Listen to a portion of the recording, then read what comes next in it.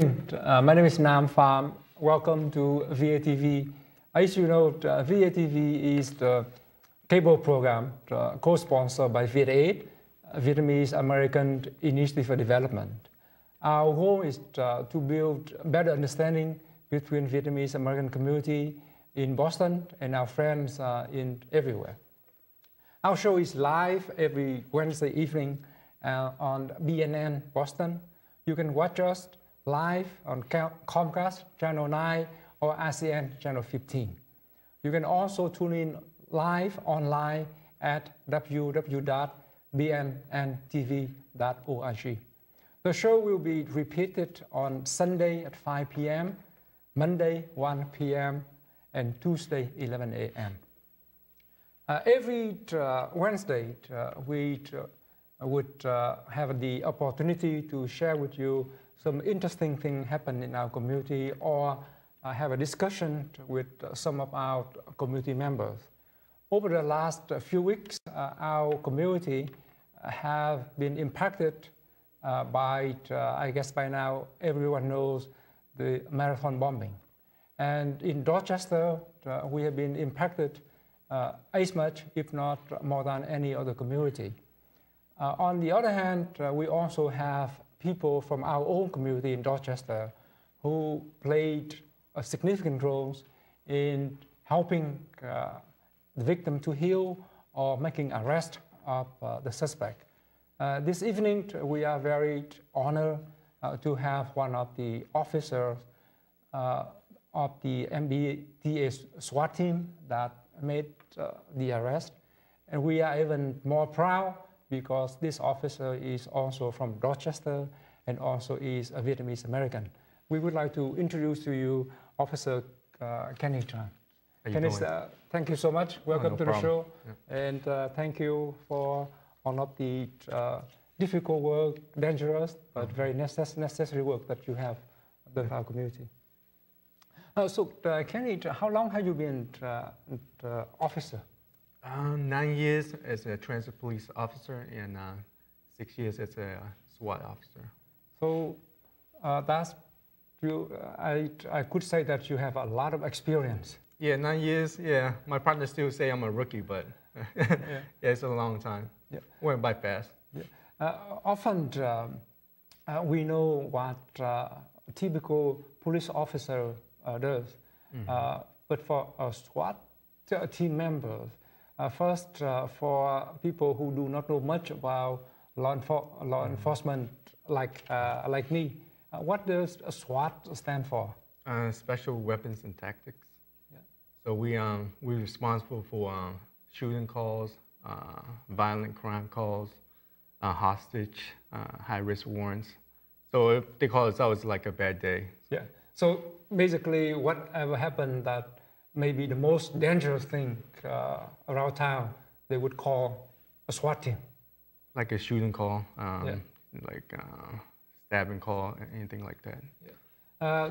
Or even a suicide call or something like that. Yes, all of the so-called exciting things. Yeah, pretty much, yes. Yeah. Is it, being a SWAT team member, is it similar to what we've seen on TV? Not really. There's a lot of downtime, but TV is all action, you know, but there's a lot of downtime, but it has its moments. Yeah. What has motivated you become a police officer and a transit officer, especially for a young person from Vietnam originally, grew up in Dorchester and decided to become a police officer? You know what? Just instead of sitting back and complaining about things in the community, I became an officer to solve these problems, to protect people that can't protect themselves and help people that can't help themselves, and just make a difference in people's lives. That's a wonderful thing. Mm-hmm. I think especially in our Vietnamese American community, we don't have enough role models. And now we have people like you. I think it's a wonderful thing for our young people to look up to. That's good, yeah. I mean, I'm not a role model. I mean, it's just doing my job, you know. So. I think just by saying that you're not a role model, you're also being very typical Vietnamese, very modest. Yeah, I guess. Yeah. If I may, if you could talk a little bit about your background. Okay. When did you come to America? I think in the late 80s, my mom brought us over here on a boat and with my two brothers. And I think we went over to Malaysia first, and we finally came to Boston in the late 80s. So. I heard that, I know for a fact that the journey was kind of dangerous for most people. I can remember some moments it was like really difficult for my mom, because she got like a baby with her and two kids, two young kids, so it was really tough for her. You mentioned your mom. What about your father? Oh, my dad, he was in the war, and he went over here first, I guess. So he helped us with the money and stuff to come over. So. Many Vietnamese boat people during their journey, they may get attacked by the Thai pirates, or they may just get lost on the ocean for a long time. Yeah, you hear stories like that. It's horrible, but we're so lucky, we just got here safely. That's good. That's wonderful. Yeah. Congratulations. I think thanks to that journey, now we have a hero, basically, for our community. No, like I say, I'm not a hero. It's just I just doing my job, So. During the I guess the arrest, try to arrest the suspect. Can you share with us some of the moment, how you get involved? I don't want to get into too much detail. It's still under investigation a little bit. But just to make a long story short, we was behind cover. We had the boat cover surrounded. And when my team was there, Boston team was there, state police, federal agencies was there. And we were just waiting for the FBI team leader to give us the green light to go grab this suspect number 2 out the boat. And once he gave us the green light, my team, and we was part of the arrest team. There was Boston in there, Malden, other agency in the stack.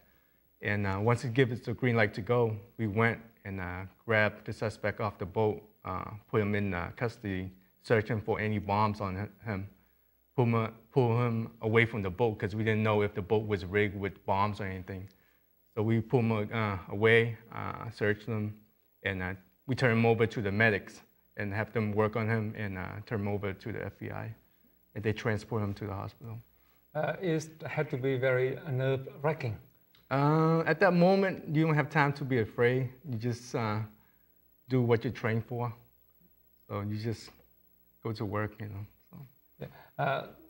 That is very easy for us to say that, oh, it's part of your job. You just did your job. But now looking back, and I guess it has been a couple of weeks since that happened, how has this experience impacted on you? I didn't have a time to sit down yet, just to have everything come through my mind. But it's just been a blur, kind of, long couple of weeks, It's just been a long couple of weeks for the city of Boston, for the people, the families, just the police department, and I think just glad it's over and no one else got hurt. Like you mentioned, the investigation is still going on. And I guess, if not all, most officers still have to work overtime, take long hours to try to complete their work. Oh yeah, and we was working, everyone was working basically around the clock every day, and it was tiring for everybody, but it's the job we choose, so we had to do it, Good.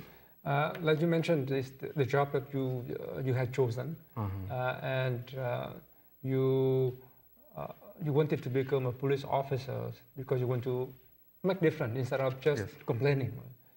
So how is the process? Let's say that if a young person, male or female, who thinking about becoming a law enforcement officer, what is the process? The first step is you have to want to be a police officer. You got to go in with good intentions, not just for the money, just for the right things. And if not, you won't last too long on the force, The first thing is you got to take the civil exam test and score pretty decent. And if you do, you get a letter or a card from the department or city or towns that you apply for. And then the backgrounds and interviews, PT tests. And if you pass all that, go to the police academy for 6 months. Do you have to be a very, very, let's say, a clean person to become a police officer? Let's say that when I was 14, 15, I may got involved in a fight with somebody. I may have been arrested. Would any of those things prevent me from being a police officer? I got in a lot of trouble when I was a little kid. You know, you live in the city, of course you're gonna get in trouble, but nothing serious, just like misdemeanor stuff, like fighting, this and that. But if you want to get on the force, you can't commit any serious crimes, no felonies. No felonies, yeah. But misdemeanors. Yeah, misdemeanor is fine, but no, felonies or DUI and stuff like that. Yeah. In terms of education level, do I need to have a college degree or? Oh no, just become a police officer, just a GED or a high school diploma. So that's not too difficult. No, it's not. Yeah, but the kind of work will be maybe very difficult and very dangerous. Right, very dangerous, but it's a rewarding career. It's something different every day, and it's not a boring job, So you make a difference in someone's life. I think it's worth it. Oh, definitely, it's not boring. We see it on TV. Yeah, it's definitely not boring. These days. Yeah. You mentioned about the job can be very rewarding. Besides good salaries, what are other things that you can look for that make you feel good about being a police officer? Just working with great people at work, your supervisor, all the friends you make, and you just learn so much stuff, being a police officer. I'm still learning right now as a police officer, and you get involved in your community, you just make a difference in your community, and I think that's like a lot of benefits, Yeah. I think we all want to make a difference. Oh yeah, I think so. Good. I also learned that there are many different kinds of police officer. And you are an MBTA police officer. Yes. Is there any differences between an MBTA police officer and an ordinary police officer? With us, we take care of the transit system, the buses, the train, and all through Mass. We have power in 176 cities. So, I mean, at the end of the day, everybody is on the same team, everyone do the same job. You have lived in Dorchester for a number of years. Yes. How is it? I ask because a lot of people who do not live in Dorchester, when they heard Dorchester, it's scaring them. Right. I've been in Dorchester most of my life. I mean, I think I love the city life and the community, our Vietnamese community, and it's just, you got places to eat and all that stuff. It's a close-knit community. I don't think it's dangerous at all. It's just some parts, but overall, I love Dorchester. Yeah, but just like any other part of the city, right? Right. Yeah. People just don't know, they just in the outside looking in. So they just watch the news. All the news show is, bad stuff on the news a lot of the times. Yeah. Usually when people talking about how dangerous it is or how safe it is, some people may want to look at some statistics, some numbers. Yeah. By being a police officer, do you feel that Dorchester, Field Corner, Seven Hills may be more dangerous or have more crimes than any other part of the cities? Field Corner, I mean the robberies here and there, but all through Roxbury and stuff, there's crimes everywhere. It's just, I think on the T, there's crime opportunity, like guys, like someone on the phone, they come and snatch it. It's just crime opportunities around the stations, around Field Corner and Shaman and stuff. I guess you may have some advice for people like me, how to at least minimize all of those things may happen when we take the transit, public transit? just don't talk on your phone or be on your iPad or something. You know, walk with a friend, you know, and if you can, I mean, get a pepper spray license. It's not too hard. I mean, for the females, I'm thinking pepper spray and something like that. I think what you just mentioned is very important. How come we should not talk on our phone? That we do all the time. I mean, there's guys out there, there's criminals out there that take advantage of, you know, innocent people and crime of opportunity. When you're on your phone, they might snatch it and run. You know, they want to have an iPhone, and that's what they want. Or, and also, I think when you have when you're talking on the phone, you get distracted. You know? Exactly. You may not look around. Yeah, you gotta be alert. You know, all times. So. In order to protect ourselves, right? Like you mentioned, we should not talk on the phone. We should not be distracted. We may need to have something to protect ourselves. Yeah, walk with a friend, you know, when it gets dark and something like that. I mean, the police can't be everywhere at the same time, you know, so we can't be everywhere. What can we do to assist your work, to help you to do your job? I mean, like our slogan, see something, say something. Yeah. Yeah, that's, you know, that's about it. So if you see something, say something. Yeah. So if we see something unusual, exactly, we should make a phone call. Yeah. If someone get in trouble, help them out, you know. Just don't stand there and watch. I mean, be a good civilian, help out. Yeah. In our community, we are quite reluctant to bother the police. So would it be a problem if, let's say, that I keep calling 911 and say, oh, there's something going on here, but I'm not sure what it is? No, not at all. That's what we get paid for. I mean, just call anytime you wish. We work 24 hours a day. So just call them with your problems, and not anything stupid, but I mean, that's what we get paid for. So I see. And another thing that I think people would like to know, especially in our community, is 20 years ago, we didn't have any Vietnamese American police officer on any force. Yeah. But now we have a few. You think that maybe 5 years, 10 years, 20 years from now, we may have Vietnamese American police officer, which you have for young people? Or becoming a police officer? Or who maybe become a police officer, or who just asking, oh, I am young, I don't know what to do with my life. I don't know if I should stay in school. I don't know if I should. Just like I said, just keep your heads in the books, stay in school, and listen to your parents. You know, your parents are always right. You know, and if you want to become a police officer, I think it's a dangerous career, but it's a rewarding career at the same time. I love going to work every day and just make a difference in someone's life, you know, as a police officer. It's great. Well, thank you so much, Officer Tran.